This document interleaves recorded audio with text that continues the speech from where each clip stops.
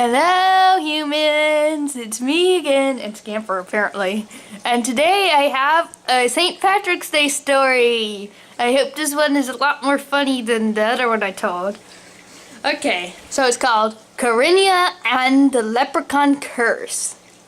Corrynia has always been pretty cruel. Today is St. Patrick's Day, and she is not intending on being nice. Some kids at Fairwood Middle School are not wearing green, and to Corrynia, that means she can pinch them. Her first target is her worst enemy, Timber Goldwolf.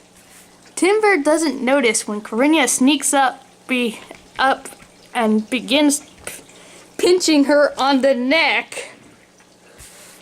Ouch! Timber cries. Ha ha! Happy St. Patrick's Day, fool! Corrynia says, laughing and continuing to pinch Timber. Will you quit it? Timber screams. Why should I? Corrynia asks.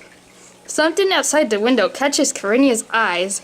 A brilliant rainbow shimmers and glitters, arching over the land like a bridge. Today is my lucky day, Corrynia says. Before fleeing the school building, Corrynia pinches Timber one more time. As quick as she can, she runs across Fairwood Field, trying to reach the end of the rainbow. The rainbow leads the girl to the mountainous region of the island and ends at a cave. There has got to be a great treasure just inside this cave.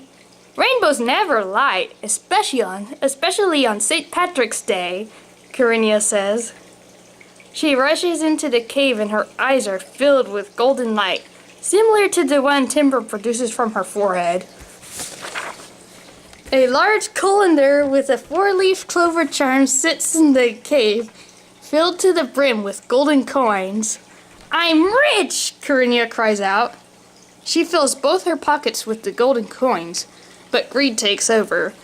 Desperately, Corrynia tries to carry more gold coins. She shoves some in her back pockets and fills her purse up. Still not having enough, she hides some in her boots and tucks her shirt in and fills that with coins too. She finds room for every coin from the colander. However, when the greedy girl turns to leave the cave, the entrance closes and all the outside light vanishes. Aren't you supposed to be at school? A raspy voice calls out. Corrynia gulps nervously, trying to use the radiant coins as a source of light. A little guy, shorter than Corrynia's boyfriend, who is rather short, with a scruffy ginger beard and a green hat, glares at her. I saw the rainbow, so I came to investigate and found gold, Corrynia says. That be my gold, the little guy says. My leprechaun gold. Can I keep it? Corrynia asks. You stole all of it! You must pay! The leprechaun cries out. Almost all the gold coins vanish, and Corrynia is left with just 2 coins. She screams in frustration. Now leave! Never come back! The leprechaun yells. The entrance to the cave opens and Corrynia flees. Back to school is where she goes. Little does she know, a big surprise awaits. Everyone stares at her, some stifling laughs, and others trying not to puke. What the heck is wrong with you guys? Corrynia yells. Timber comes around the corner, this time wearing a green necklace to prevent further pinches. Oh, Corrynia? Timber says. What? Corrynia snaps. Did you really have to color your skin green?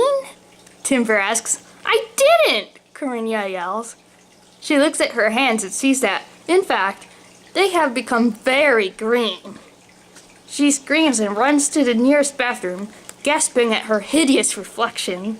I'm ruined! Corrynia wails. The same leprechaun from before walks past the bathroom, whistling happily. You changed me back this instant! Corrynia cries. No can do, the leprechaun says, giggling. In anger, Corrynia smashes the mirror and chases the leprechaun with a large shard of mirror. Catch me if you can, filthy brat, the leprechaun laughs, running. Only Corrynia can see the leprechaun, so everyone is confused when they see a green girl running down the hall with a piece of mirror in her hand. The leprechaun is fast, faster than Corrynia. His short little legs seem to cover ground more efficiently than Corrynia's long legs. Occasionally, the leprechaun turns around to face her while still running, sticking his tongue out at her. "Get back here!" Corrynia cries out. The two run and run, exiting the school building and crossing Fairwood Field. Eventually, the leprechaun leads Corrynia to a bridge in the middle of the field, and a strange old lady stands watching. young girl, you seem to have a problem," the old lady calls out. Corrynia stops in front of the bridge, and the tricky little leprechaun vanishes. The old lady smiles gently. "Looks like someone got greedy. Did you attempt to steal from a leprechaun?" the old lady asks. "How do you know?" Corrynia asks. "I know about many things. Come inside. I know the cure to the leprechaun curse," the old lady says. Corrynia notices that under the bridge is a house. The old lady enters first and Corrynia follows. Inside, there are many vials of potion of all different colors.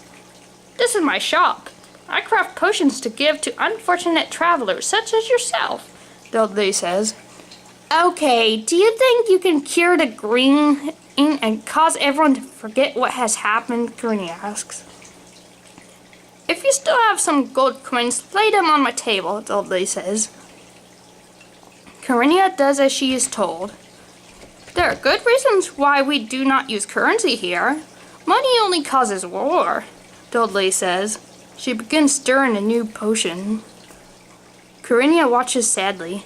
"Greed is dangerous, my girl," the old lady continues. "Those who love money more than anything else will destroy everyone to get more." "Okay, enough! Cure me!" Corrynia snaps. The old lady grins. As she turns back to her colander, her wolf necklace jingles loudly. Something isn't quite right with this lady, and Corrynia knows it. But before she can speak, she is handed a vial of potion, the exact shade of green as her skin. "Drink up. When you regain consciousness, this will all be over," the old lady says.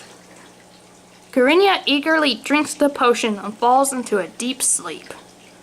She does not dream. She only floats in a dark void until waking up. She remembers nothing, and her skin is back to normal. "Corrynia? Home so soon?" Corrynia's mother asks, entering the room. "What?" Corrynia asks. Her mother just stares at her, mouth open a little. The end. So, if you like that story, remember to give me a thumbs up and subscribe to the channel. Bye!